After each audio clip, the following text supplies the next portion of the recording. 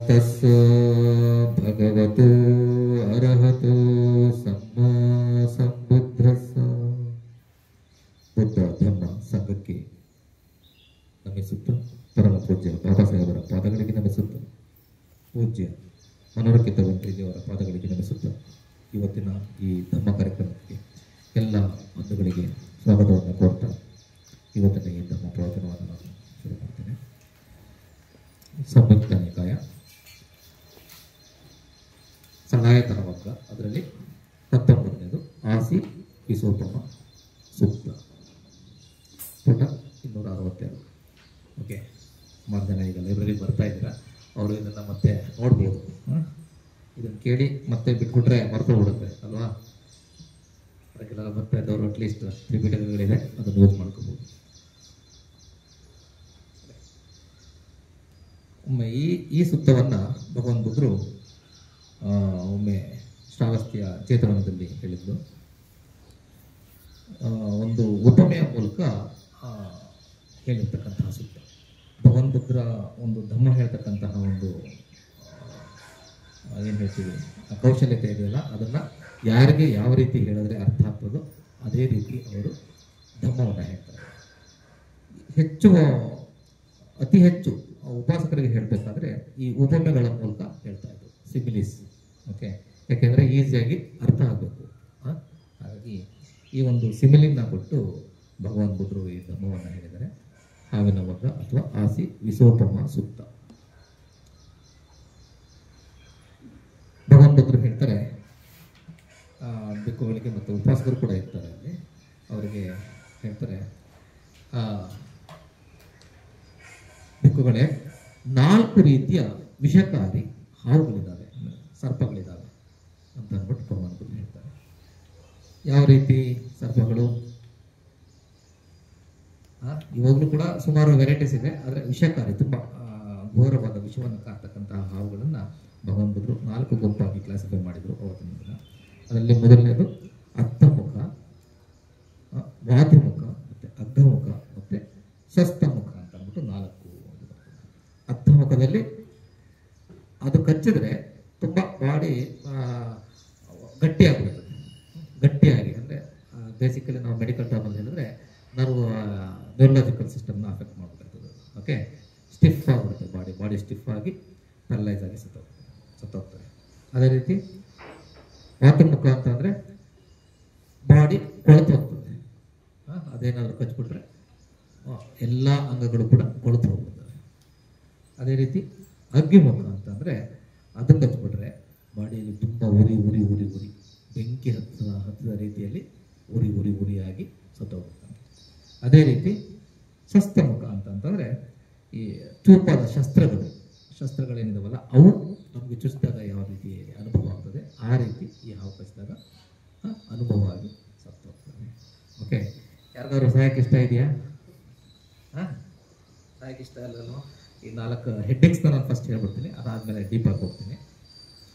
4 ರೀತಿಯ ವಿಷಕಾರಿ ಹಾವುಗಳಿದ್ದಾವೆ ಈ ಥರದ್ದು. ಓಕೆ, ಈ ಹಾವುಗಳು ನಿನ್ನನ್ನು ಕಚ್ಚೋದಕ್ಕೆ ಬರ್ತಾ ಇದ್ದಾವೆ, ಬರ್ತಾ ಇದ್ದಾವೆ, 4 ದಿಕ್ಕಿನಿಂದ ಬರ್ತಾ ಇದ್ದಾವೆ. ಎಲ್ಲಾದರೂ ಓಡೋಗಿ ತಪ್ಪಿಸ್ಕೋ ಅಂತ ಅಂದ್ಬಿಟ್ಟು ಒಬ್ಬರು ಹೇಳ್ತಾನೆ. ಆಗ ಏನು ಮಾಡ್ತಾನೆ, ಒಬ್ಬ ಮನುಷ್ಯ ಸಾಯೋದಕ್ಕೆ ಇಷ್ಟ ಇಲ್ಲ, ದುಃಖ ಇಷ್ಟ ಇಲ್ಲ ಅವನಿಗೆ. ಆಗ ಏನು ಮಾಡ್ತಾನೆ, ಅವನು ದಿಕ್ಕಾಪಾಲಾಗಿ ಯಾವ ದಿಕ್ಕಲ್ಲಿ ಮನಸ್ಸು ಬರ್ತದೆ ಆ ಥರ ದಿಕ್ಕಾಪಾಲಾಗಿ ಓಡ್ಲಿಕ್ಕೆ ಸ್ಟಾರ್ಟ್ ಮಾಡ್ತಾನೆ ಅಲ್ವಾ? ಹಾಗೆ ಓಡ್ತಾ ಏನಾಗ್ತದೆ, ಮುಂದೆ ಹೋಗ್ಬೇಕಾದ್ರೆ ಇನ್ನೊಬ್ಬ ಸಿಕ್ಕಿ ಹೇಳ್ತಾನೆ, ನೀನೇನೋ ಈ ಹಾವುಗಳಿಂದ ತಪ್ಪಿಸ್ಕೊಳ್ಳಲಿಕ್ಕೆ ಓಡೋಗ್ತಾ ಇದೆಯಾ, ಆದರೆ ನಿನಗೆ ಕೊಲೆ ಮಾಡಲಿಕ್ಕೆ 5 ಜನ ನಿನ್ನ ಹಿಂದೆನೇ ಓಡ್ ಬರ್ತಾ ಇದ್ದಾರೆ ಅಂತ ಅಂದ್ಬಿಟ್ಟು. ಆವಾಗ ಇನ್ನೂ ಭಯ ಸ್ಟಾರ್ಟ್ ಆಗುತ್ತೆ ಅಲ್ವಾ? ಮತ್ತೆ ಅವನಿಗೆ ಭಯ ಸ್ಟಾರ್ಟ್ ಆಗುತ್ತೆ, ಮತ್ತೆ ಓಡ್ಲಿಕ್ಕೆ ಸ್ಟಾರ್ಟ್ ಮಾಡಿದೆ. ಅವರಿಂದ ಹೆಂಗಾದ್ರೂ ಮಾಡಿ ನೀನು ತಪ್ಪಿಸ್ಕೊ ಅಂತ ಅಂದ್ಬಿಟ್ಟು ಹೇಳ್ತಾನೆ. ಆಗ ಆಯಿತು ಅಂತ ಅಂದ್ಬಿಟ್ಟು ಅವರುಗಳಿಂದ ತಪ್ಪಿಸ್ಕೊಳ್ಳಿಕ್ಕೆ ಮತ್ತೆ ಹೋಗ್ತಾನೆ, ಬೇರೆ ದಿಕ್ಕಾಪಾಲಾಗಿ ಓಡ್ಲಿಕ್ಕೆ ಸ್ಟಾರ್ಟ್ ಮಾಡ್ತಾನೆ.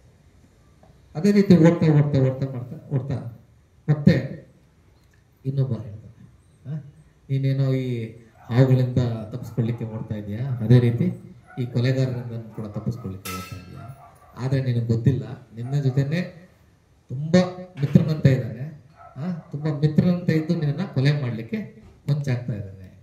ಶತ್ರು ಥರ ಇದ್ದಾನೆ, ಶತ್ರು ಆಗಿದ್ದಾನೆ.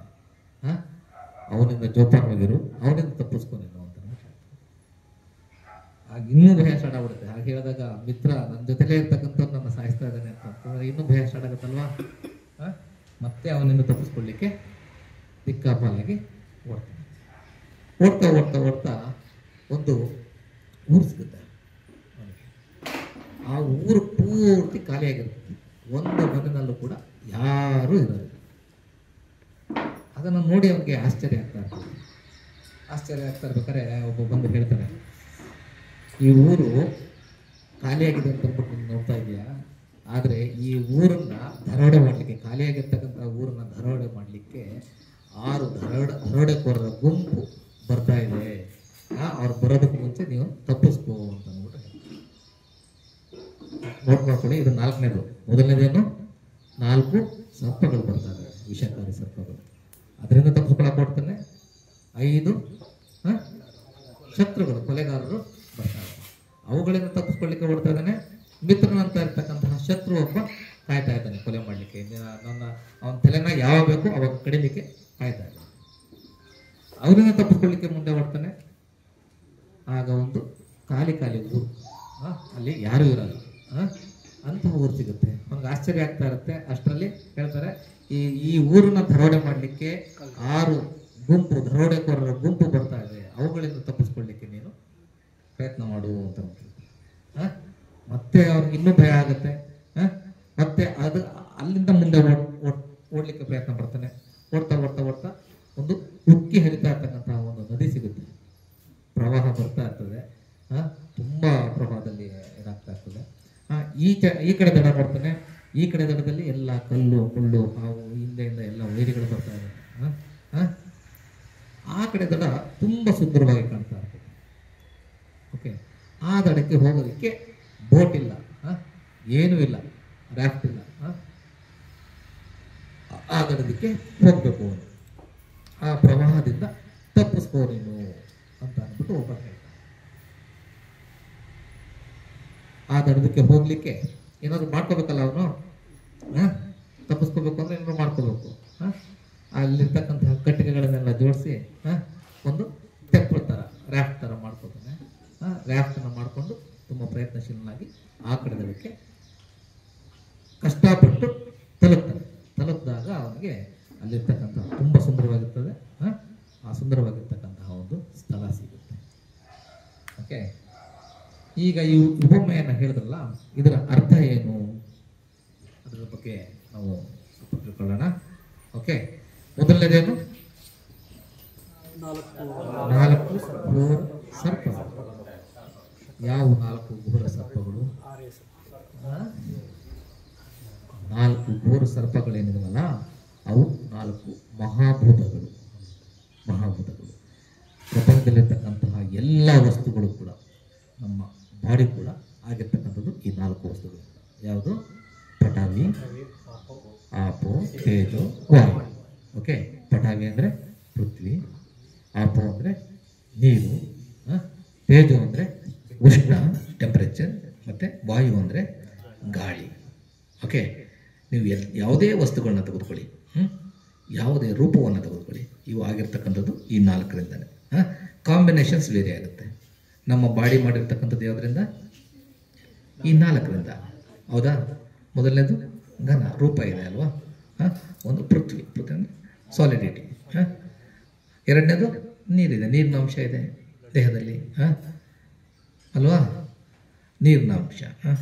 ಮೂರನೇದು ಟೆಂಪ್ರೇಚರ್, ಉಷ್ಣ. ಬಾಡಿ ಟೆಂಪ್ರೇಚರು ನಾರ್ಮಲ್ ಆಗಿ 37.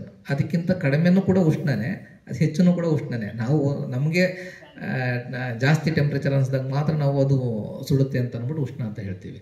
ಹಾಗಲ್ಲ. Okay, temperature is temperature. ಒಂದು ಉಷ್ಣಾಂಶ ಇದ್ದೇ ಇರುತ್ತೆ, ಕೆಲವಕ್ಕೆ ಕಡಿಮೆ ಇರುತ್ತೆ, ಕೆಲವಕ್ಕೆ ಜಾಸ್ತಿ ಇರುತ್ತೆ. 37 ಡಿಗ್ರಿಗಿಂತ ಕಡಿಮೆ ಇತ್ತು ಅಂದರೆ ನಮಗೆ ಚಳಿ ಅನಿಸುತ್ತೆ, ತಣ್ಣಗೆ ಅನಿಸುತ್ತೆ. ಅದಕ್ಕಿಂತ ಜಾಸ್ತಿ ಇರ್ತಕ್ಕಂಥದ್ದು ಬಿಸಿ ಅನಿಸುತ್ತೆ, ಅಷ್ಟೇ ವ್ಯತ್ಯಾಸ.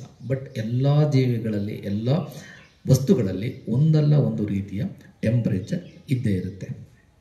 ಓಕೆ, ಅದೇ ರೀತಿ ವಾಯು ಅಂದರೆ ಗಾಳಿ. ಓಕೆ, ದೇಹದಲ್ಲಿ ಗಾಳಿಯ ಅಂಶ ಇದೆ, ಉಸಿರಾಡ್ತೀವಿ ನಾವು. ನಮ್ಮ ಡೈಜೆಸ್ಟಿವ್ ಸಿಸ್ಟಮ್ನಲ್ಲಿ ಎಷ್ಟೊಂದು ಗ್ಯಾಸಸ್ ಉತ್ಪತ್ತಿ ಆಗುತ್ತೆ ಅಲ್ವಾ, ಡೈಜೆಷನ್ ಆಗಬೇಕಾದ್ರೆ. ಇವೆಲ್ಲ ಎಷ್ಟೆಷ್ಟು ಪ್ರಪೋರ್ಷನೇಟ್ ಆಗಿರಬೇಕು ಅಷ್ಟಷ್ಟು ಪ್ರಪೋರ್ಷನೇಟ್ ಆಗಿ ಇರೋದ್ರಿಂದ ನಮಗೆ ಒಂದು ರೂಪ ಇದೆ ಅಲ್ವಾ. ಈ ಪ್ರಪೋರ್ಷನ್ಸ್ ಏನಾದ್ರೂ ಬೇರೆ ಆದರೆ ಏನಾಗುತ್ತೆ? ಫಸ್ಟ್ ಈ ಗುಣಗಳನ್ನು ತಿಳ್ಕೊಳ್ಳೋಣ. ಪೃಥ್ವಿಯ ಗುಣ ಏನು? ಸಾಲಿಡಿಟಿ, ಆಗಲೇ ಹೇಳಿದೆ. ಜಲ ಅಂದರೆ ನೀರಿನ ಗುಣ ಏನು? ಆಪೋದ ಗುಣ ಎಲ್ಲವನ್ನು ಹಿಡಿದಿರ್ತಕ್ಕಂಥದ್ದು. ಓಕೆ, ಹಿಡಿದಿರ್ತಕ್ಕಂಥದ್ದು. ಈಗ ಒಂದು ಈ ಸಿಂಪಲ್ ಆಗಿ ಹೇಳಬೇಕು ಅಂದರೆ, ಒಂದು ನೀವು ಸಿಮೆಂಟ್ ಇರ್ಬೋದು, ಅಥವಾ ನೀವು ಮನೆಯಲ್ಲಿ ಮಾಡ್ತಿರಲ್ಲ ಚಪಾತಿ ಮಾಡಲಿಕ್ಕೆ, ಫಸ್ಟ್ ಹಿಟ್ಟಿರುತ್ತೆ. ಹಿಟ್ಟನ್ನು ಹಾಗೆ ಇಟ್ಟರೆ ಏನಾಗುತ್ತೆ? ಹಾರೋಗ್ಬಿಡುತ್ತೆ. ಅದಕ್ಕೆ ಸ್ವಲ್ಪ ನೀರು ಹಾಕಿ ಕಲಿಸ್ಬಿಟ್ರೆ ಅದು ಏನು ಮಾಡ್ತು? ಅದೆಲ್ಲವನ್ನು ಹಿಡಿದಿಡ್ತು ಅಲ್ವಾ. ಆ ರೀತಿ ನೀರಿನ ಗುಣ ಏನು? ಹಿಡಿದಿರ್ತಕ್ಕಂಥದ್ದು. ಅದೇ ರೀತಿ ಉಷ್ಣದ ಗುಣ ಬಾಡಿ ಟೆಂಪ್ರೇಚರ್ನ ಅಥವಾ ಯಾವುದೇ ಒಂದು ವಸ್ತುವಿನ ಟೆಂಪ್ರೇಚರ್ನ ಮೇಂಟೈನ್ ಮಾಡ್ತಕ್ಕಂಥದ್ದು. ಅದಕ್ಕಿಂತ ಜಾಸ್ತಿ ಆದರೆ ಅದಕ್ಕೆ ಆ ಗುಣಲಕ್ಷಣಗಳಿಗೆ ಸಂಬಂಧಪಟ್ಟ ಉಷ್ಣತೆಗಿಂತ ಹೆಚ್ಚಾದರೆ ತೊಂದರೆ ಆಗುತ್ತೆ, ಕಡಿಮೆ ಆದ್ರೂ ಕೂಡ ಅದಕ್ಕೆ ತೊಂದರೆ ಆಗುತ್ತೆ. ಯಾವುದೇ ವಸ್ತು ಆಗಿರ್ಬೋದು, ಈಗ ಐಸ್ ಇದೆ, ಅದಕ್ಕೆ ಎಷ್ಟು ಟೆಂಪ್ರೇಚರ್ ಬೇಕೋ ಅದಕ್ಕಿಂತ ಜಾಸ್ತಿ ಆದರೆ ಅದು ಕರಗೋಗುತ್ತೆ, ಅದಕ್ಕಿಂತ ಕಡಿಮೆ ಆಯಿತು ಅಂದರೆ ಅದು ತುಂಬ ಗಟ್ಟಿಯಾಗುತ್ತೆ ಅಲ್ವಾ. ಅದೇ ರೀತಿ ಬಾಡಿಗಿಂತ ಟೆಂಪ್ರೇಚರ್ ಕಡಿಮೆ ಇದ್ದಾಗ ನಮಗೆ ಚಳಿ ಆಗುತ್ತೆ, ಜಾಸ್ತಿ ಇದ್ದರೆ ಬಿಸಿ ಆಗುತ್ತೆ. ಕೊನೆಯದು ಗಾಳಿಯ ಗುಣ ಏನು? ಚಲನೆ. ಬಾಡಿ ಚಲಿಸ್ಬೇಕಲ್ವಾ. ಪ್ರತಿಯೊಂದು ವಸ್ತು ಕೂಡ ಬದಲಾವಣೆ ಆಗ್ತಾ ಇದೆ, ಅದಕ್ಕೆ ಚಲನೆಯ ಒಂದು ಗುಣವನ್ನು ಕೊಡ್ತಕ್ಕಂಥದ್ದು ವಾಯು. ಓಕೆ, ಈ 4 ಅಂಶಗಳಿಂದಾಗಿ ನಮ್ಮ ಒಂದು ರೂಪ ಇದೆ ನಮಗೆ. ಓಕೆ, ಇವು ಪ್ರಪೋರ್ಷನೇಟ್ ಆಗಿದ್ದಾವೆ. ಯಾವ್ಯಾವುದು ಎಷ್ಟೆಷ್ಟು ಕಾನ್ಸಂಟ್ರೇಷನಲ್ಲಿ ಇರಬೇಕು ಅಷ್ಟಷ್ಟು ಕಾನ್ಸಂಟ್ರೇಷನಲ್ಲಿ ಇರೋದ್ರಿಂದ ನಮ್ಮದು ಬಾಡಿ ಫಂಕ್ಷನ್ ಮಾಡ್ತಾ ಇದೆ. ಇದರಲ್ಲಿ ಯಾವುದೇ ಒಂದು ವಸ್ತು ಸ್ವಲ್ಪ ವೇರಿ ಆಯಿತು ಅಂತ ಅಂದ್ಕೊಳ್ಳಿ, ಆಗೇನಾಗುತ್ತೆ? ಹದಗೆಡುತ್ತಲ್ವಾ. ಈಗ ನೀರಿನ ಅಂಶ ಜಾಸ್ತಿ ಆಯಿತು ಅಂತಂದರೆ ಬಾಡಿನಲ್ಲಿ ಏನಾಗುತ್ತೆ? ಕಿಡ್ನಿ ಮೇಲೆ ಲೋಡ್ ಜಾಸ್ತಿ ಆಗುತ್ತೆ, ಕಿಡ್ನಿ ಸಮಸ್ಯೆಗಳು ಬರ್ತವೆ. ಕಿಡ್ನಿ ಒಂದೇ ಅಂತ ಅಲ್ಲ, ಒಂದಲ್ಲ ಒಂದು ರೀತಿಯ ಸಮಸ್ಯೆಗಳು, ಆರೋಗ್ಯ ಹದಗೆಡುತ್ತೆ. ಅದೇ ರೀತಿ ಉಷ್ಣ ಜಾಸ್ತಿ ಆಯಿತು ಅಂತಂದರೆ ಬಾಡಿನಲ್ಲಿ ಜ್ವರ ಬರುತ್ತೆ, ಜ್ವರ ಜಾಸ್ತಿ ಆಯಿತು ಅಂದರೆ ಸತ್ತೋಗ್ತೀವಿ ಅಲ್ವಾ. 104 ಡಿಗ್ರಿ ಫ್ಯಾರನ್ಹೀಟ್ಗಿಂತ ಜಾಸ್ತಿ ಆಯಿತು ಅಂದರೆ ತಡ್ಕೊಳ್ಳಲ್ಲ ಬಾಡಿ. ಕಡಿಮೆ ಆಯಿತು ಅನ್ನೂ ಕೂಡ ತಡ್ಕೊಳ್ಳೋದಿಲ್ಲ ಅಲ್ವಾ. ಕಡಿಮೆ ಆಯಿತು ಅಂತಂದರೆ ಮತ್ತು ಕೂಡ ಸಾವು ಬರುತ್ತೆ. ಅದೇ ರೀತಿ ಗಾಳಿ, ನಮಗೆ ಎಷ್ಟು ಪ್ರಪೋರ್ಷನೇಟಾಗಿ ನಮಗೆ ಉಸಿರಾಟಕ್ಕೆ ಗಾಳಿ ಬೇಕು, ಲಂಗ್ಸಿಗೆ ಬೇಕು, ಅಷ್ಟನ್ನು ನಾವು ತೆಗೆದುಕೊಂಡ್ರೆ ಮಾತ್ರ ಇದಾಗ್ತದೆ. ಆ ಕಾನ್ಸಂಟ್ರೇಷನ್ ಕಡಿಮೆ ಆದರೆ ತೊಂದರೆ ಆಗುತ್ತೆ, ಜಾಸ್ತಿ ಆದರೂ ಕೂಡ ತೊಂದರೆ ಆಗುತ್ತೆ ಅಲ್ವಾ. ಅದೇ ರೀತಿ ಪಟವಿ. ಒಂದು ವೇಳೆ ದೇಹದಲ್ಲಿ ಯಾವ್ದಾದ್ರು ಒಂದು ಗೆಡ್ಡೆ ಇದೆ ಅಂತಂದರೆ, ಇವಾಗ ನಾರ್ಮಲ್ ಆಗಿದ್ದೀವಿ, ಯಾವ್ದಾದ್ರು ಒಂದು ಗೆಡ್ಡೆ ಬಂದ್ಬಿಟ್ರೆ ಏನಾಗುತ್ತೆ? ಸಣ್ಣ ಗೆಡ್ಡೆ ಇರಲಿ ದೊಡ್ಡ ಗೆಡ್ಡೆ ಇರಲಿ, ಅದಕ್ಕೆ ಆಹಾರನೂ ಜಾಸ್ತಿ ಬೇಕು, ಅದಕ್ಕೆ ಫಂಕ್ಷನ್ ಮಾಡೋದಕ್ಕೆ ನಮ್ಮ ಎನರ್ಜಿ ಜಾಸ್ತಿ ವೇ ಆಗುತ್ತೆ ಅಲ್ವಾ. ಆಗ ಅದು ತೊಂದರೆ ಕೊಡುತ್ತೆ ಅಲ್ವಾ.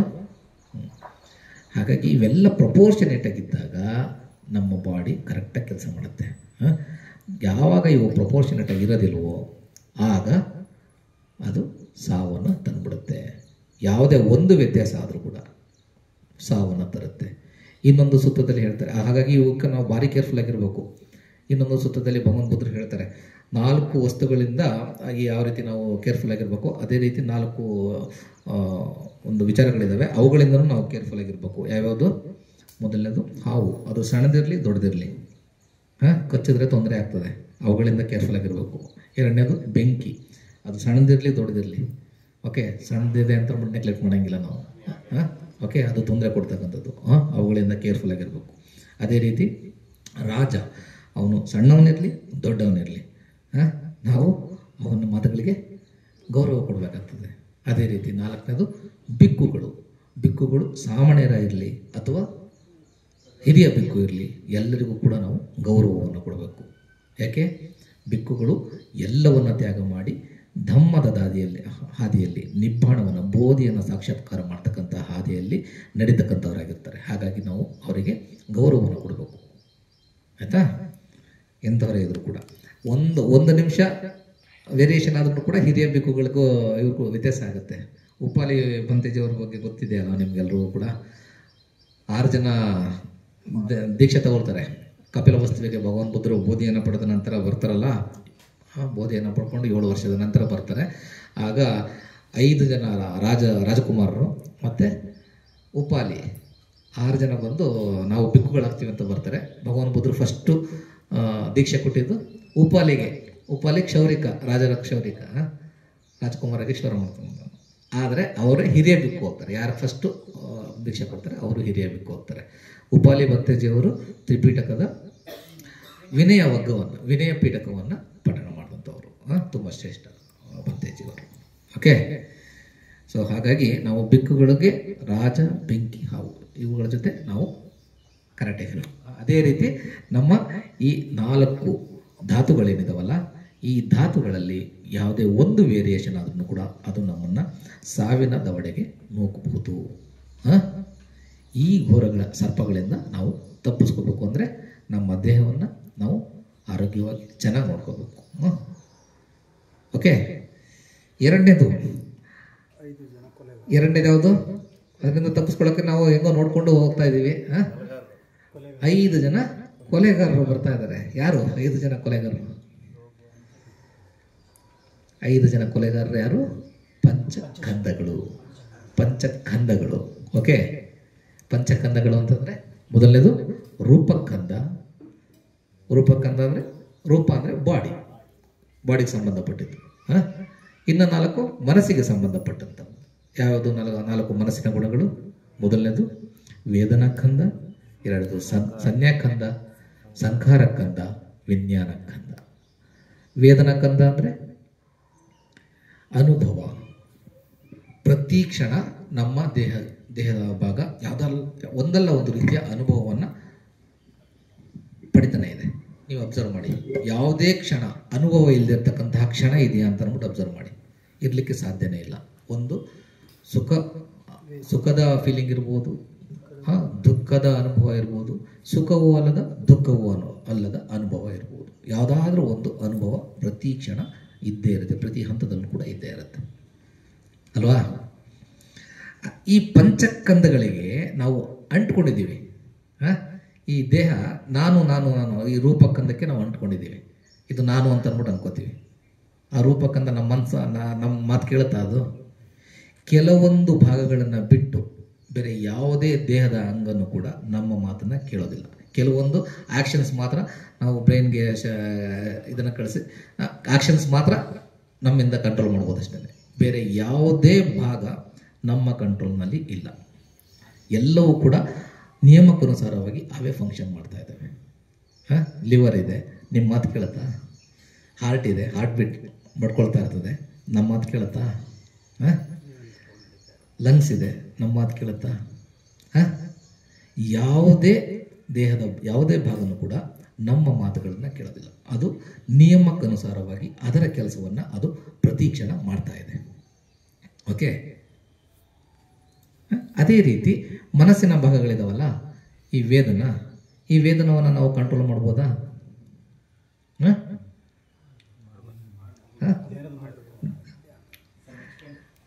ಕಂಟ್ರೋಲ್ ಮಾಡಲಿಕ್ಕಾಗಲ್ಲ. ವೇದನವನ್ನು ಕಂಟ್ರೋಲ್ ಮಾಡಲಿಕ್ಕಾಗಲ್ಲ. ಪ್ರತಿ ಕ್ಷಣ ಒಂದಲ್ಲ ಒಂದು ವೇದನೆ ಇರ್ತದೆ. ಆದರೆ ಆ ಅನುಭವ ಯಾವುದು ಸುಖ ವೇದನವೋ, ದುಃಖ ವೇದನವೋ, ಅಥವಾ ಸುಖವೂ ಅಲ್ಲದ ದುಃಖವೂ ಅಲ್ಲದ ವೇದನೆಯೋ, ಇದನ್ನ ನಾವು ಗುರ್ತಿಸ್ಬೋದು. ನಾವು ಗುರ್ತಿಸ್ತಾ ಇಲ್ಲ, ಪ್ರತಿ ಕ್ಷಣ ನಾವು ಗುರ್ತಿಸ್ತಾ ಇಲ್ಲ ಅಲ್ವಾ? ನಾವೇನು ಮಾಡ್ತಾ ಇದ್ದೀವಿ? ಒಂದು ಸ್ವಲ್ಪ ಖುಷಿ ಆಯಿತು ಅಂತಂದರೆ ನಮಗೆ ಅನುಭವದಿಂದ ಅದರಿಂದ ಓಡ್ತೀವಿ, ಅದಕ್ಕೆ ಅಂಟ್ಕೋತೀವಿ. ಅದೇ ರೀತಿ ಒಂದು ಸ್ವಲ್ಪ ದುಃಖ ಆಗೋಯ್ತು, ನಮ್ಗೆ ನೋವಾಗೋಯ್ತು ಅಂತಂದ್ರೆ ಏನು ಮಾಡ್ತೀವಿ? ದ್ವೇಷ ಮಾಡ್ತೀವಿ. ಎರಡು ಏನಾಯಿತು? ಅಂಟುವಿಕೆ. ದುಃಖ ಆದಾಗ ಬೇಡ ಬೇಡ ಬೇಡ ಬೇಡ ಅದಕ್ಕೆ ಅಂಟ್ಕೋತಾ ಇದ್ದೀವಿ, ಇದು ಸರಿಯಲ್ಲ ಅಂತ. ಸುಖ ಆದಾಗ ಇದು ಸೂಪರ್, ಬೇಕು ಬೇಕು ಬೇಕು ಬೇಕು ಅಂತ ಅದಕ್ಕೆ ಅಂಟ್ಕೋತಾ ಇದ್ದೀವಿ. ಸುಖವೂ ಅಲ್ಲದ ದುಃಖವೂ ಅಲ್ಲದ ವೇದನೆ ಇದ್ದಾಗ ಗೊತ್ತೇ ಆಗಲ್ಲ, ಅಜ್ಞಾನದಲ್ಲಿದ್ದೀವಿ ಅಲ್ವಾ? ಅಬ್ಸರ್ವ್ ಮಾಡಿ. ಬಿಡುಗಡೆ ಮಾಡಿ, let it go, that is fine. We are practising that. ನಾವು ಪ್ರಾಕ್ಟೀಸ್ ಮಾಡ್ತಾ ಇದ್ದೀವಿ. ಆದರೆ ದುಃಖ ವೇದನೆ ಇದ್ದೇ ಇರುತ್ತೆ, ಅಥವಾ ಸುಖ ವೇದನೆ ಇದ್ದೇ ಇರುತ್ತೆ. ಪ್ರತಿ ಕ್ಷಣಗಳಲ್ಲೂ ಈವನ್ ಅರ್ಹಂತರಾದವ್ರಿಗೂ ಕೂಡ ಆ ವೇದನೆಗಳು, ಈ 3 ವೇದನೆಗಳು ಕಾಮನ್ನೇ ಇದ್ದೇ ಇರುತ್ತೆ. ಓಕೆ, ಅದನ್ನು ಗುರ್ತಿಸ್ಬೇಕು. We should let it go ಅಷ್ಟೇ. ಬಟ್ ನಾವೇನು ಮಾಡ್ತಾ ಇದ್ದೀವಿ? ನಮ್ಮ ಸಾಮಾನ್ಯ ಮನುಷ್ಯರು ಏನು ಮಾಡ್ತಾ ಇದ್ದೀವಿ? ದುಃಖ ವೇದನೆ ಇದ್ದಾಗ ಬೇಡ ಬೇಡ ನಂಗೆ ಇದು, ಸುಖ ವೇದನೆ ಇದ್ದಾಗ ಬೇಕು ಬೇಕು ಬೇಕು ಬೇಕು ಅಂಟ್ಕೋತಾ ಇದ್ದೀವಿ. ಈ ಅಂಟುವಿಕೆ ಇದೆಯಲ್ಲ ಭಾರಿ ಡೇಂಜರಸ್. ಅದೇ ರೀತಿ ಎರಡನೇ ಫ್ಯಾಕ್ಟರ್ ಯಾವುದು ಮೆಂಟಲ್ದು, ಮನಸ್ಸಿನ ಎರಡನೇ ಗುಣ ಸನ್ಯ. ಸನ್ಯ ಅಂದರೆ ಪರ್ಸೆಪ್ಷನ್. ಸನ್ಯ ಅಂದರೆ ಪರ್ಸೆಪ್ಷನ್, ಗುರುತಿಸ್ತಕ್ಕಂಥದ್ದು, ಗ್ರಹಿಕೆ. ಪ್ರತಿ ಕ್ಷಣ ನಾವು ಗ್ರಹಿಸ್ತಾ ಇದ್ದೀವಿ. ನಾವು ರಿಯಾಕ್ಟ್ ಮಾಡಬೇಕು ಅಂತಂದ್ರೆ ನಾವು ಗ್ರಹಿಸ್ಬೇಕಲ್ವಾ? ನಾವು ಗ್ರಹಿಸ್ತಾ ಇರ್ತಕ್ಕಂಥದ್ದು ಸತ್ಯಕ್ಕೆ ಅನುಸಾರವಾಗಿದೆಯಾ? ಯಾವಾಗಲೂ ಕೂಡ ನಾವು ಸತ್ಯಕ್ಕೆ ಅನುಸಾರವಾಗಿ ಗ್ರಹಿಸಲ್ಲ. ಸತ್ಯಕ್ಕೆ ಅನುಸಾರವಾಗಿ ಗ್ರಹಿಸ್ತಕ್ಕಂಥದ್ದು ಕೇವಲ ಅರ್ಹಂತರು. ಓಕೆ, ಬೋಧಿಯನ್ನು ಪಡೆದವರು ಮಾತ್ರ ಸತ್ಯಕ್ಕೆ ಅನುಸಾರವಾಗಿ ಗ್ರಹಿಸ್ತಕ್ಕಂಥವ್ರು. ನಾವೇನು ಮಾಡ್ತೀವಿ, ನನ್ನ ಮನಸ್ಸನ್ನು ಯಾವ ರೀತಿ ಕಂಡೀಷನ್ ಮಾಡಿದ್ದೀನೋ ಅದಕ್ಕೆ ಅನುಗುಣವಾಗಿ, ಆ ದೃಷ್ಟಿಕೋನಗಳಿಗೆ ಅನುಗುಣವಾಗಿ ನಾನು ಗ್ರಹಿಸ್ತೀನಿ. ಯಾವಾಗಲೂ ಕೂಡ ಅಷ್ಟೇ, ನನ್ನ ಮನಸ್ಸನ್ನು ನಾನು ಯಾವ ರೀತಿ ಕಂಡೀಷನ್ ಮಾಡಿರ್ತೀನಿ ಅದಕ್ಕೆ ಅನುಗುಣವಾಗಿ ಗ್ರಹಿಸ್ತೀವಿ. ಆದರೆ ಸತ್ಯಕ್ಕನುಸಾರವಾಗಿ ನಾವು ಗ್ರಹಿಸ್ತಾ ಇಲ್ಲ. ನಾವು ಅದನ್ನು ಅಭ್ಯಾಸ ಮಾಡಬೇಕು. ಸತ್ಯಕ್ಕೆ ಅನುಸಾರವಾಗಿ ಗ್ರಹಿಸ್ತಕ್ಕಂಥದ್ದನ್ನು ಅಭ್ಯಾಸ ಮಾಡಬೇಕು. ಅದಕ್ಕೆ ನಾವು ಧ್ಯಾನವನ್ನು ಮಾಡಬೇಕು. ಬರೀ ಧ್ಯಾನ ಅಲ್ಲ, ಈಗ ಮಾಡಿದ್ದು ನಾವು ಸಮತಾ ಧ್ಯಾನ. ನಾವು ವಿಪಸ್ಸನಕ್ಕೆ ಹೋಗಬೇಕು. ನಾವು ವಿಪಸ್ಸನ ಧ್ಯಾನವನ್ನು ಮಾಡ್ತಾ ಮಾಡ್ತಾ ಮಾಡ್ತಾ ಸತ್ಯವನ್ನು ಯಥಾರ್ಥವಾಗಿ ನೋಡಲಿಕ್ಕೆ ನಾವು ಸ್ಟಾರ್ಟ್ ಮಾಡ್ತೀವಿ. ಓಕೆ, ಹಾಗಾಗಿ ಸನ್ಯ, ವೇದನ ಇವು ಮನಸ್ಸಿನ ಗುಣಗಳು. ಇವುಗಳಿಗೆ ಅಂಟ್ಕೋತಾ ಇದ್ದೀವಿ. ಆ ಗ್ರಹಿಸ್ಬಿಟ್ಟು ನಾವು ಅದಕ್ಕೆ ಅಂಟ್ಕೋತೀವಿ. ಬೇಕು ಬೇಡ, ಬೇಕು ಬೇಡ, ಮತ್ತು ಡಿಫ್ರೆನ್ಸ್ ಸ್ಟಾರ್ಟ್ ಆಗ್ಬಿಡುತ್ತೆ. ಒಳ್ಳೆದಿದ್ರು ಬೇಕು, ಇಲ್ಲ ಅಂದರೆ ಬೇಡ. ಬೇಡ ಅನ್ನೋದು ಕೂಡ ಅಂಟುವಿಕೆ, ಬೇಕು ಅನ್ನೋದು ಕೂಡ ಅಂಟುವಿಕೆ. ಪ್ರತಿ ಕ್ಷಣ ನಾವು ಗ್ರಹಿಸ್ತೀವಿ ಮತ್ತು ಅಂಟ್ಕೋತಾ ಇದ್ದೀವಿ. ಅದೇ ರೀತಿ ಸಂಖಾರ. ಸಂಖಾರ ಅಂದರೆ ಮನಸ್ಸಿನ ಗುಣಗಳು. 52 ಚೇತಸಿಕಗಳಿದ್ದಾವೆ. ಪದೇ ಪದೇ ಇಷ್ಟೊಂದು ಸಲ ಹೇಳಿದ್ದೀನಿ ನಾನು. ಅದರಲ್ಲಿ ಮೊದಲನೇದು ವೇದನ, ಸನ್ಯ, ಇವೆರಡು ತೆಗೆದ್ರೆ ಇನ್ನು 50 ಚೇತಸಿಕಗಳು ಬರ್ತವೆ. ಚೇತಸಿಕಗಳಲ್ಲಿ ಕುಶಲ, ಅಕುಶಲ, ಅಕುಶಲವೂ ಅಲ್ಲದ ಅದೇ ಅಭ್ಯಕತ ಅಂತ ಅಂದ್ಬಿಟ್ಟು ಹೇಳ್ಬೋದು. ಓಕೆ, ಈ ಥರ ಡಿವೈಡ್ ಆಗುತ್ತೆ. 14 ಅಕುಶಲ ಬರ್ತದೆ, 25 ಕುಶಲ ಮತ್ತು 13 ನ್ಯೂಟ್ರಲ್ ಬರ್ತವೆ. ಓಕೆ, ಈ ಮೆಂಟಲ್ ಫ್ಯಾಕ್ಟರ್ಸ್ ಪ್ರತಿ ಕ್ಷಣ ನಮ್ಮಲ್ಲಿ ಉತ್ಪತ್ತಿ ಆ ಲೆವೆಲ್ಗೆ ನಾವು ಹೋಗೋಕ್ಕಾಗಿಲ್ಲ. ಇನ್ನು ಚೇತಸಿಕಗಳಿಗೆ ಲೆವೆಲ್ಗೆ, ಅಬ್ಸರ್ವ್ ಮಾಡ್ತಕ್ಕಂತಹ ಲೆವೆಲ್ಗೆ ಹೋಗೋಕ್ಕಾಗಿಲ್ಲ. ಓಕೆ, ಅವುಗಳಿಗೆ ಅಂಟುವಿಕೆ. ಮನಸ್ಸು ಕಂಡೀಷನ್ ಮಾಡಿಬಿಟ್ಟಿದೆ, ಒಳ್ಳೆಯದಕ್ಕೆಲ್ಲ ಅಂಟ್ಕೊಂಡಿದೆ. ಹಾಗಾಗಿ ನಾವು ಗುರುತಿಸಿದ ತಕ್ಷಣ ನಮ್ಮ ಮನಸ್ಸು ಆಟೋಮೆಟಿಕ್ಕಾಗಿ ಒಳ್ಳೆಯದ ಕಡೆ ಹೋಗ್ತಾ ಇರ್ತದೆ, ಅಥವಾ ಕೆಟ್ಟದನ್ನು ಗುರುತಿಸ್ತಾ ಇದ್ದರೆ ಕೆಟ್ಟದ ಕಡೆಗೆ ಹೋಗ್ತಾ ಇರ್ತದೆ. ಓಕೆ, ಅದೇ ರೀತಿ ವಿಜ್ಞಾನ. ವಿಜ್ಞಾನ ಅಂದರೆ ಮನಸ್ಸಿನ ಸ್ಥಿತಿಗಳು. 89 ಸ್ಥಿತಿಗಳಿದ್ದಾವೆ. ಚಿತ್ತಗಳು ಅಂತ ಅಂದ್ಬಿಟ್ಟು ಹೇಳ್ತೀವಿ. ಮನಸ್ಸಿನ 89 ಚಿತ್ತಗಳು. ಇಷ್ಟು ಡೀಟೇಲ್ ಆಗಿ ಭಗವಾನ್ ಬುದ್ಧರು ಆವತ್ತಿನ ಕಾಲಘಟ್ಟದಲ್ಲೇ ಮನಸ್ಸನ್ನು ಡಿವೈಡ್ ಮಾಡಿ, ಕ್ಲಾಸಿಫೈ ಮಾಡಿ ಹೇಗೆ ಕೆಲಸ ಮಾಡ್ತವೆ ಇವನ್ನೆಲ್ಲ 89 ಕೂಡ ಡೀಟೇಲಾಗಿ ಹೇಳ್ತಾರೆ ಅವರು. ನಾನು ಸೂಪರ್ಫಿಷಿಯಲಾಗಿ ಹೇಳ್ತಾ ಇದ್ದೀನಿ. ಮೆಡಿಕಲ್ ಸೈನ್ಸು 0.1% ಅವ್ರು ರೀಚ್ ಆಗೋಕ್ಕಾಗಿಲ್ಲ ಭಗವಾನ್ ಬುದ್ಧರನ್ನು. ಈಗ ರಿಸರ್ಚರ್ಸ್ ಎಲ್ಲ ಬುದ್ಧರ ಸ್ಟಡೀಸ್ ಮೇಲೆ, ಅಂದರೆ ಅವ್ರು ಹೇಳಿರ್ತಕ್ಕಂಥ ಬೋಧನೆಗಳ ಬೇಸಿಸ್ ಮೇಲೆ ಮಾಡ್ತಾ ಇದ್ದಾರೆ. ಈಗ ಸೈಕ್ಯಾಟ್ರಿ ರಿಸರ್ಚ್ ಎಲ್ಲನೂ ಕೂಡ ಅದ್ರ ಬೇಸಿಸ್ ಮೇಲೆ ಮಾಡ್ತಾ ಇದ್ದಾರೆ ಇತ್ತೀಚೆಗೆ. ಓಕೆ, ಬಟ್ ಇದನ್ನು ಭಗವಾನ್ ಬುದ್ಧರು ಆವತ್ತಿನ ದಿನಗಳಲ್ಲಿ ಹೇಳಿದರು. ಪ್ರತಿ ಕ್ಷಣ ನಾವು ಚಿತ್ತಗಳಿಗೆ, ಚೇತಸಿಕಗಳಿಗೆ, ಸನ್ಯ, ವೇದನ ಇವುಗಳಿಗೆ ಅಂಟ್ಕೋತಾ ಇದ್ದೀವಿ. ಓಕೆ, ಈ ಅಂಟುವಿಕೆ ಇದೆಯಲ್ಲ, ಇವು ನಮ್ಮನ್ನು ಏನು ಮಾಡ್ತವೆ ಮತ್ತೆ ಈ ಭವಚಕ್ರದಲ್ಲೇ ಬಂಧಿಸುತ್ತೆ. ಇದು 5 ಕೊಲೆಗಾರರು. ಯಾರು ಕೊಲೆಗಾರರು ಇದ್ದಾರಲ್ಲ, ನಮ್ಮನ್ನು ಮತ್ತೆ ಕಡ್ದಾಕ್ತಾ ಇದ್ದಾರೆ, ಮತ್ತೆ ನಾವು ಭವಚಕ್ರದಲ್ಲೇ ಸಿಕ್ಕಾಕೋತಾ ಇದ್ದೀವಿ ಅಲ್ವಾ? 5 ಅಂಟುವಿಕೆಯ ರಾಶಿಗಳು ನಮ್ಮನ್ನು ಹಿಂಬಾಲಿಸ್ತಾ ಇದ್ದಾವೆ. ಅರ್ಥ ಆಯ್ತಾ? ಮೊದಲನೇದು ಯಾವುದು? 4 ಸರ್ಪಗಳು. ಯಾವುದು? 4 ಧಾತುಗಳು. ಅದೇ ರೀತಿ ಎರಡನೇದು 5 ಕೊಲೆಗಾರರು, ಅಂದರೆ 5 ಅಂಟುವಿಕೆಗಳು, ಪಂಚಕಂದಗಳಿಗೆ ಅಂಟ್ಕೊಳ್ತಕ್ಕಂಥದ್ದು. ನೆಕ್ಸ್ಟು ಪಂಚಕಂದಗಳಿಗೆ ಅದರಿಂದ ಹೆಂಗೋ ಬಚಾವಾಗಲಿಕ್ಕೆ ತಪ್ಪಿಸ್ಕೊಂಡು ಧ್ಯಾನ ಮಾಡ್ಕೊಂಡು ಪ್ರಯತ್ನ ಪಡ್ತಾ ಇದ್ದೀವಿ. ನಾವು ಮುಂದೆ ಹೋಗ್ತಾ ಇದ್ದೀವಿ. ಹೋಗ್ತಾ ಇರ್ಬೇಕಾದ್ರೆ ತುಂಬ ಸ್ನೇಹಿತನಂತೆ, ದರೋಡೆಕೋರಲ್ಲ, ತುಂಬ ಸ್ನೇಹಿತನಂತೆ ವರ್ತಿಸ್ತಾ ಇರ್ತಕ್ಕಂತಹ ಒಬ್ಬ ಶತ್ರು ಇದ್ದಾನೆ ನಮ್ಮ ಜೊತೆ. ಯಾರು? ಮಾರ. ಅದೇ ತೃಷ್ಣೆ. ಯಾವ ತೃಷ್ಣೆ? ಕಾಮತೃಷ್ಣೆ, ಭವತೃಷ್ಣೆ, ವಿಭವ ತೃಷ್ಣೆ. 3 ರೀತಿಯ ತೃಷ್ಣೆಗಳಿದ್ದಾವೆ ಅಲ್ವಾ? ಕಾಮತೃಷ್ಣೆ ಅಂದರೆ ಈ ಇಂದ್ರಿಯ ವಸ್ತುಗಳಿಗೆ ಅಂಟ್ಕೊಳ್ತಕ್ಕಂಥದ್ದು, ಇಂದ್ರಿಯ ವಸ್ತುಗಳಿಂದನೇ ಓಡ್ತಕ್ಕಂಥದ್ದು. ಭವತೃಷ್ಣೆ ಅಂತಂದರೆ ನನ್ನ ಇರುವಿಕೆಗೆ, ನಾನು ಎಕ್ಸಿಸ್ಟೆನ್ಸ್, ನಾನು ಪರ್ಮನೆಂಟ್ ಅಂತ ಅನ್ಕೊಬಿಟ್ಟಿದ್ದೀವಿ ನಾವೆಲ್ಲ. ಅದೇ ರೀತಿ ನಾವು ರಿಯಾಕ್ಟ್ ಮಾಡ್ತಾ ಇದೀವಿ. ಪ್ರತಿ ಕ್ಷಣ ನಾವು ರಿಯಾಕ್ಟ್ ಮಾಡ್ತಾ ಇರುತ್ತೆ ಅದೇ ರೀತಿ ಅಲ್ವಾ? ನಾನೇ ಸೂಪರು ಅನ್ನೋ ರೀತಿಯಲ್ಲಿ. ನಾನೇ ಶ್ರೇಷ್ಠ ಅನ್ನೋ ರೀತಿಯಲ್ಲಿ. ಆದರೆ ಅದು ಆಗ್ತಾ ಇದೆಯಾ? ಹಾಂ, ಅದು ನಾನು ಚೇಂಜ್ ಆಗ್ತಾ ಇದ್ದೀನಿ ಅಲ್ವಾ? ನೀವೇ ಯೋಚನೆ ಮಾಡಿ, ನೀವು ಸಣ್ಣವರಿದ್ದಾಗ ಹೆಂಗಿದ್ರಿ, ಈಗ ಹೆಂಗಿದಿರಿ? ಸೇಮಾ ನೀವು? ಹಾಂ, ಸೇಮ್ ಇರಲಿಕ್ಕೆ ಸಾಧ್ಯ ಇಲ್ಲ ಅಲ್ವಾ? ತುಂಬ ಬದಲಾವಣೆ ಆಗಿದೆ. ನಮ್ಮ ದೇಹದಲ್ಲಿ ತುಂಬ ಬದಲಾವಣೆ ಆಗಿದೆ, ಮನಸ್ಸಿನಲ್ಲಿ ತುಂಬ ಬದಲಾವಣೆ ಆಗಿದೆ. ಒಬ್ಬನೇ ವ್ಯಕ್ತಿ ಅಂತ ಅಂದ್ಬಿಟ್ಟು ನಾವು ಹೇಳಲಿಕ್ಕಾಗಲ್ಲ. ನಾವು ಹಾಗಾಗಿ ಈ ಭಾವಕ್ಕೆ ನನ್ನ ಇರುವಿಕೆಗೆ ನಾವು ಅಂಟ್ಕೊಳ್ಬಾರ್ದು. ಓಕೆ, ಪ್ರತಿ ಕ್ಷಣ ಮುದುಕಾಗ್ತಾ ಇದ್ದೀವಿ ನಾವು, ಪ್ರತಿ ಕ್ಷಣ ಮುದುಕಾಗ್ತಾ ಇದ್ದೀವಿ. ಯಾವಾಗ ಬೇಕಾದರೂ ಸಾವು ಬರ್ಬೋದು. ಆದರೆ ನಾವು ಇವತ್ತಿನ ದಿನ ಹೆಂಗೆ ಜೀವಿಸ್ತಾ ಇದ್ದೀವಿ? ಸಾವೇ ಇಲ್ವೇನೋ ನಮಗೆ, ನಾನು ಮಾತ್ರ ಚೆನ್ನಾಗಿರ್ತೀನಿ ಅನ್ನೋ ರೀತಿಯಲ್ಲಿ ನಾವು ಜೀವಿಸ್ತಾ ಇದ್ದೀವಿ ಅಲ್ವಾ?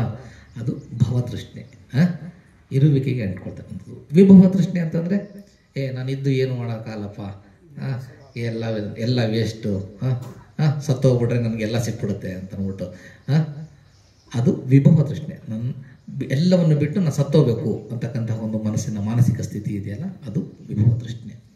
ಈ 3 ತೃಷ್ಣೆಗಳಿಗೆ ಪ್ರತಿ ಕ್ಷಣ ನಾವು ಅಂಟುಕೋತಾ ಇದ್ದೀವಿ.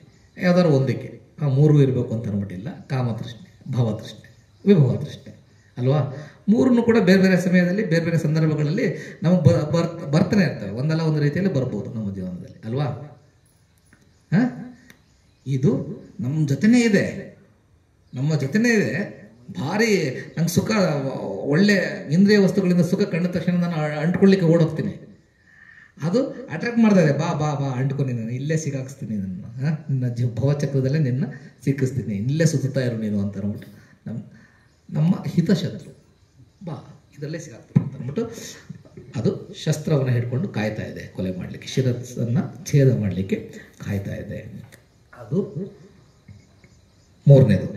ಓಕೆ, ಅದರಿಂದ ತಪ್ಪಿಸ್ಕೊಳ್ಳೋದಕ್ಕೆ ಹೇಗೋ ಧ್ಯಾನವನ್ನು ಮಾಡಿಕೊಂಡು ಬೋಧಿ ಮಾರ್ಗದಲ್ಲಿ ಸಾಗೋದಕ್ಕೆ ನಾವು ಪ್ರಯತ್ನ ಪಡ್ತಾ ಪಡ್ತಾ ಪಡ್ತಾ ಪಡ್ತಾ ಮುಂದೆ ಹೋಗ್ತಾ ಇದ್ದೀವಿ ಅಂದ್ಕೊಳ್ಳಿ.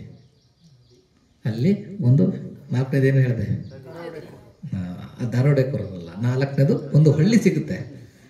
ಒಂದು ಹಳ್ಳಿ ಸಿಗುತ್ತೆ, ಅದು ಖಾಲಿ ಖಾಲಿ, ಯಾವ ಮನೆಯಲ್ಲೂ ಒಬ್ರು ಇರಲ್ಲ. ಆ ಹಳ್ಳಿನ, ಖಾಲಿ ಹಳ್ಳಿನ ಆ ದರೋಡೆಕೋರರ ಗುಂಪು ದಾಳಿ ಮಾಡಲಿಕ್ಕೆ ಪ್ರಯತ್ನ ಪಡ್ತಾ ಇದೆ. ಖಾಲಿ ಇರ್ತಕ್ಕಂಥ ಹಳ್ಳಿನ ಯಾವುದದು? 6 ಇಂದ್ರಿಯಗಳಿದಾವಲ್ಲ, 6 ಇಂದ್ರಿಯಗಳು ಆಕ್ಚುಲಿ ಖಾಲಿ, ಅವು ಏನೂ ಇಲ್ಲ. 6 ಇಂದ್ರಿಯಗಳು ಯಾವುದು? ಒಂದು ಕಣ್ಣು, ಕಿವಿ, ಮೂಗು, ನಾಲಿಗೆ, ದೇಹ, ಚರ್ಮ, 6ನೇದು ಮನಸ್ಸು. 6 ಇಂದ್ರಿಯಗಳು ಅಲ್ವಾ? ಆಕ್ಚುಲಿ ನೀವು ಅಬ್ಸರ್ವ್ ಮಾಡಿ, ಡೀಪಾಗಿ ಧ್ಯಾನದಲ್ಲಿ ಕುಳಿತುಕೊಂಡಾಗ ಅಬ್ಸರ್ವ್ ಮಾಡಿ. ಕಣ್ಣು ನಮ್ಮ ನೋಟವನ್ನು ನೋಡ್ತಾ ಇಲ್ಲ ಅಂತಂದ್ರೆ ಅದೇನು? ಖಾಲಿ. ಅದು ನೋಟವನ್ನು ನೋಡಿದ ತಕ್ಷಣ ಏನಾಗುತ್ತೆ? ಅದು ಗ್ರಹಿಸುತ್ತೆ. ಗ್ರಹಿಸ್ಬಿಟ್ಟು ಏನು ಮಾಡ್ತದೆ? ಅದಕ್ಕೆ ಬಣ್ಣ ಕೊಡಲಿಕ್ಕೆ ಸ್ಟಾರ್ಟ್ ಮಾಡುತ್ತೆ ಅದು ಅಲ್ವಾ? ಅದು ನೋಡೋವರೆಗೂ ಕೂಡ ಅದು ಕಣ್ಣು ಮುಚ್ಕೊಂಡಿರಿ, ಡೀಪ್ ಸ್ಲೀಪಲ್ಲಿ ಅದು ಖಾಲಿ. ಅದು ಅದೇ ರೀತಿ ಶಬ್ದ ಬಿದ್ದಾಗ ನಮ್ಮ ಕಿವಿ ಅದಕ್ಕೆ ಅಂಟ್ಕೊಳ್ಳಿಕ್ಕೆ ಸ್ಟಾರ್ಟ್ ಆಗುತ್ತೆ, ಅಲ್ಲಿವರೆಗೂ ಕೂಡ ಅದು ಖಾಲಿ. ಅದೇ ರೀತಿ ವಾಸನೆ ಬಂದಾಗ ಮಾತ್ರ ಮೂಗಿನ ಕೆಲಸ, ಅಲ್ಲಿವರೆಗೂ ಕೂಡ ಖಾಲಿನೇ ಅದು. ಆ ರೀತಿ ನಾಲಿಗೆಗೆ ರುಚಿ ಬಿದ್ದಾಗ ಮಾತ್ರ ನಾಲಿಗೆ ಕೆಲಸ, ಅಲ್ಲಿವರೆಗೂ ಕೂಡ ಅದು ಖಾಲಿ. ಅದೇ ರೀತಿ ಸ್ಪರ್ಶ ಬಂದಾಗ ಮಾತ್ರ, ಅದೇ ರೀತಿ ಮನಸ್ಸಿಗೆ ಯೋಚನೆಗಳು, ಪ್ರತಿ ಕ್ಷಣ ಯೋಚನೆಗಳು ಬಂದಾಗ ಮಾತ್ರ ಅದು ಕೆಲಸ ಮಾಡ್ತಾ ಇರ್ತದೆ. ಇಲ್ಲ ಅಂದರೆ ಇಲ್ಲ. ಈ 6 ಏನು ಖಾಲಿ ಮನೆಗಳಿದಾವಲ್ಲ, ಇವುಗಳನ್ನ ದರೋಡೆಕೋರರು ಯಾರು ಮಾಡ್ತಾ ಇರ್ತಕ್ಕಂಥದ್ದು? ಕಣ್ಣಿಗೆ ನೋಟ ದರೋಡೆಕೋರ, ನಾವು ನೋಡ್ತೀವಲ್ಲ ಅದು ದರೋಡೆಕೋರ. ಕಿವಿಗೆ ಶಬ್ದ, ಮೂಗಿಗೆ ವಾಸನೆ, ನಾಲಿಗೆಗೆ ರುಚಿ, ಅದೇ ರೀತಿ ದೇಹಕ್ಕೆ ಸ್ಪರ್ಶ, ಮನಸ್ಸಿಗೆ ಯೋಚನೆಗಳು. ಇವು ದರೋಡೆಕೋರರು ಪ್ರತಿ ಕ್ಷಣ ನಮ್ಮನ್ನು ದರೋಡೆ ಮಾಡಲಿಕ್ಕೆ ಪ್ರಯತ್ನ ಪಡ್ತಾ ಇದ್ದಾವೆ. ದರೋಡೆ ಮಾಡೋದು ಮತ್ತು ಈ ಭಾವಚಕ್ರದಲ್ಲಿ ಬಂಧಿಸ್ತಕ್ಕಂಥ ಕೆಲಸಗಳನ್ನ ಮಾಡ್ತಾ ಇದ್ದಾವೆ ಅಲ್ವಾ? ದರೋಡೆಕೋರರು ಯಾರು ಅಂತ ಗೊತ್ತಾಯ್ತಾ? ಈ ದರೋಡೆಕೋರರಿಂದ ನಾವು ತಪ್ಪಿಸ್ಕೋಬೇಕು ಅಂದರೆ ಈವನ್ ಈ ನಮಗೆ ಸತ್ಯವನ್ನು ಯಥಾರ್ಥವಾಗಿ ನೋಡೋದು ಮಾತ್ರ ಸಾಧ್ಯ. ಓಕೆ, ಈ ದರೋಡೆಕೋರರಿಂದ ನಾವು ತಪ್ಪಿಸ್ಕೊಳ್ಳಿಕ್ಕೆ ಸಾಧ್ಯ ಇಲ್ಲ. ಈವನ್ ನಾವು ಅರ್ಹಂತರಾದ ಮೇಲೂ ಕೂಡ ಇವುಗಳು ಬರ್ತಾ ಇರ್ತವೆ. ಆದರೆ ಅವುಗಳಿಂದ ನಾವು ತಪ್ಪಿಸ್ಕೋಬೋದೇ ಹೊರತು, ಅಂದರೆ ತಪ್ಪಿಸ್ಕೋಬೋದು ಅಂದರೆ ಯಥಾರ್ಥವಾಗಿ ಸತ್ಯವನ್ನು ನೋಡಿ we can let it go. Okay, ಅದನ್ನು ಬಿಡು ಅಂತ ಬಿಡ್ತಕ್ಕಂತಹ ಸ್ಟೇಟಸ್ನ ನಾವು ಪಡ್ಕೋಬೋದೇ ಹೊರತು ಅವುಗಳನ್ನ ಎಲಿಮಿನೇಟ್ ಮಾಡಲಿಕ್ಕಾಗಲ್ಲ. ಇವನ್ ಅರ್ಹಂತರಾದವ್ರಿಗೂ ಕೂಡ ಎಲ್ಲ ಇಂದ್ರಿಯಗಳು ಚೆನ್ನಾಗಿ ಕೆಲಸ ಮಾಡ್ತಾ ಇರ್ತವೆ. ಆದರೆ ಅವರಲ್ಲಿ ಕೇವಲ ಕ್ರಿಯಾಚಿತ್ತಗಳು ಮಾತ್ರ ಕೆಲಸ ಮಾಡ್ತವೆ. 8 ಕ್ರಿಯಾಚಿತ್ತಗಳು ಅಂತ ಅಂದ್ಬಿಟ್ಟಿದ್ದಾವೆ. ಚಿತ್ತ 89 ಚಿತ್ತಗಳು ಹೇಳಿದ್ನಲ್ಲ, ಅದರಲ್ಲಿ ಕುಶಲ, ಅಕುಶಲ, ಕುಶಲವೂ ಅಲ್ಲದ, ಅಕುಶಲವೂ ಅಲ್ಲದ ಚಿತ್ತಗಳು ಮಾತ್ರ ನಮ್ಮ ಸಾಮಾನ್ಯ ಜನರ ಕೆಲಸ ಮಾಡ್ತಕ್ಕಂಥದ್ದು. ಅದಾದಮೇಲೆ 24 ಸೆಪ್ರೇಟ್ ಬರ್ತವೆ. ಕ್ರಿಯಾಚಿತ್ತಗಳು, ಮಗ್ಗ ಫಲ ಚಿತ್ತಗಳು ಈ ಥರ ಬರ್ತವೆ. 8 ಮಗ್ಗ ಫಲ ಚಿತ್ತಗಳು ಮತ್ತು ಇನ್ನೊಂದು 8 ಇದು ಬರ್ತವೆ. ಅವುಗಳಲ್ಲಿ ಅರ್ಹಂತರಾದವ್ರಿಗೆ ಕೇವಲ ಕ್ರಿಯಾಚಿತ್ತಗಳು ಮತ್ತು ಮಗ್ಗ ಫಲ ಚಿತ್ತಗಳು ಮಾತ್ರ ಕೆಲಸ ಮಾಡ್ತಕ್ಕಂಥದ್ದು.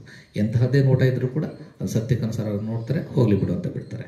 ಓಕೆ, ಬಟ್ ಪ್ರಪಂಚದಲ್ಲಿ ಎಲ್ಲರ ಜೊತೆ ಇರಬಹುದು ಅವರು.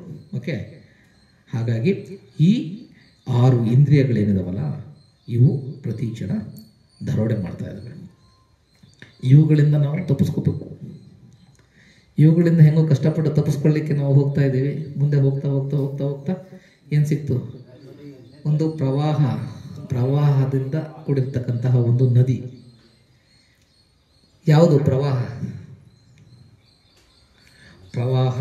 ಯಾವುದು? 4 ರೀತಿಯ ಪ್ರವಾಹಗಳ ಬಗ್ಗೆ ಭಗವಾನ್ ಬುದ್ಧರು ಹೇಳ್ತಾರೆ. ಒಂದನೇದು ಭೋಗ ಅಂತ, ಓಗ ಅಂತ ಅಂದ್ಬಿಟ್ಟು ಪಾಳಿನಲ್ಲಿ ಯೂಸ್ ಮಾಡ್ತಾರೆ. ಮೊದಲನೇದು ಕಾಮಯೋಗ, ಭವಯೋಗ, ದಿಟ್ಟಿ ಯೋಗ, ಅವಿದ್ಯಾ ಯೋಗ.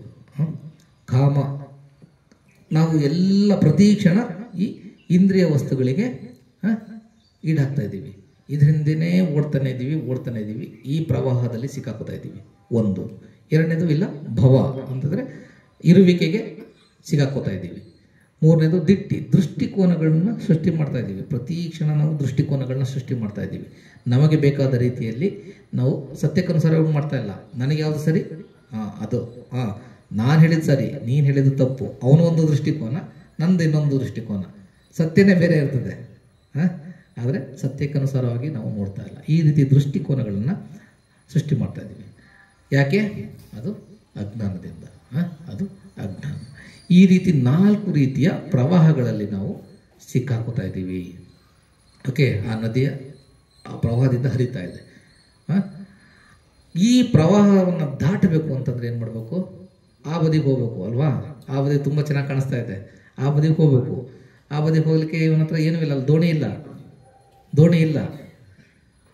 ಏನು ಮಾಡಬೇಕು? ಅವನು ದೋಣಿನೂ ಇಲ್ಲ, ತೆಪ್ಪನೂ ಇಲ್ಲ. ಕ್ರಾಫ್ಟ್ ಮಾಡ್ಕೋಬೇಕಲ್ವಾ? ಈ ಕಡೆ ಇದ್ದಂತಹ ಕಲ್ಲು, ಮಣ್ಣು ಎಲ್ಲ ಇತ್ತು, ಮರಗಳು, ಆ ಕಟ್ಟಿಗೆಗಳನ್ನೆಲ್ಲ ತಗೊಂಡು ಅವನ್ನ ರೆಡಿ ಮಾಡಿಕೊಂಡು ತೆಪ್ಪವನ್ನು ಮಾಡ್ಕೋಬೇಕು. ತೆಪ್ಪವನ್ನು ಮಾಡಿಕೊಂಡು ಅವನೇ ಸ್ವಪ್ರಯತ್ನದಿಂದ ಆ ಪ್ರವಾಹವನ್ನು ಈಜಬೇಕು. ಆ ಪ್ರವಾಹ ಇರ್ತಕ್ಕಂತಹ ಒಂದು ನದಿಯನ್ನು ಈಜಿ ದಾಟಬೇಕು, ಇಲ್ಲ ತೆಪ್ಪದ ಸಹಾಯದಿಂದ ದಾಟಬೇಕು. ಈಜಿ ದಾಟೋದು ಪ್ರವಾಹದಲ್ಲಿ ಸಾಧ್ಯನಾ? ಇಲ್ಲ.